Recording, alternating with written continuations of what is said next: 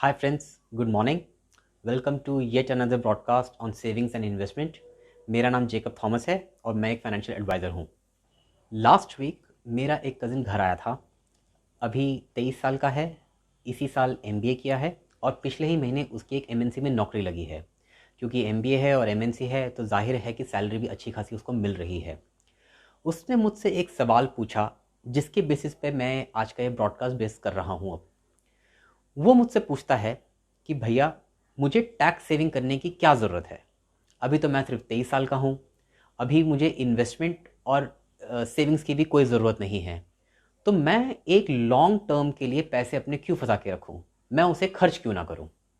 मेरा जवाब बहुत छोटा और स्पष्ट था कि ये जो पैसे मैं इन्वेस्ट या सेव कर रहा हूँ ये मैं अपने लिए कर रहा हूँ, किसी और के लिए नहीं, सरकार के लिए नहीं, कंपनी के लिए नहीं। आइए इस पॉइंट को थोड़ा और इलाबोरेट करके देखते हैं।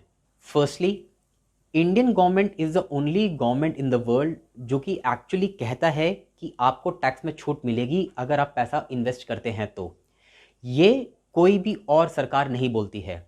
अगर ये ऑप्शन हमको मिल रहा है जिससे कि हमको टैक्स हमारा कम हो तो ये ऑप्शन हमको पूरा पूरा फ़ायदा उठाना चाहिए।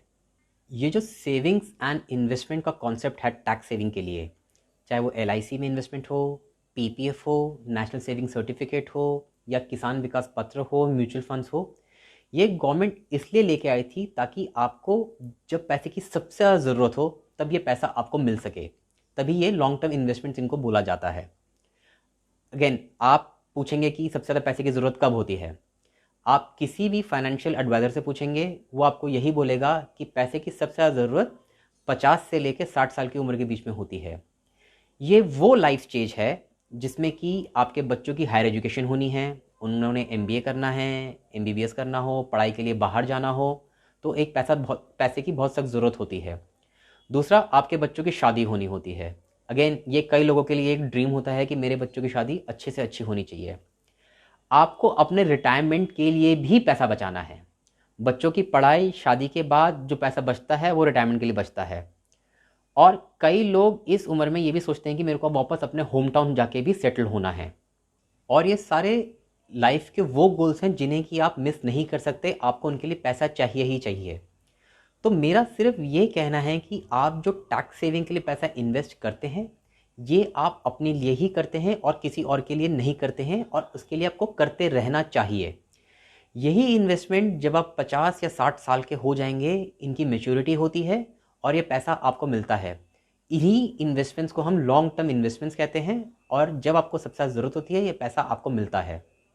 मेरी इस ब्रॉडकास्ट से सबसे एक ही रिक्वेस्ट है कि जो भी आपके टैक्स सेविंग के ऑप्शंस हैं, चाहे वो एटीसी में आता हो, एटीडी में आता हो, एनपीएस के लिए सेव करना हो, जितने भी आपको एग्जेम्पशंस मिलते हैं, प्लीज़ सबका फ़ायदा उठाइए। क्योंकि अगेन, ये पैसा आप अपने लिए बचा रहे हैं। जितना ज़्यादा हो सके आप इन्वेस्ट कीजिए। आप ये मत देखिए कि सिर्फ 1.5 लाख का लिमिट है, आप उसके ऊपर भी इन्वेस्ट कर सकते हैं। अगर आप कोई और इन्फॉर्मेशन चाहिए जो कि टैक्स स्पेसिफिक हो या इन्वेस्टमेंट के लिए हो, जो कि आपका टैक्स बचा सके, please do give me a call. Thanks for listening to this broadcast. जाने से पहले please do remember to click on the bell icon, ताकि हमारे जो वीडियोज़ हैं वो आपको जैसे ही अपलोड हो आपको नोटिफिकेशन आ सके। Thank you.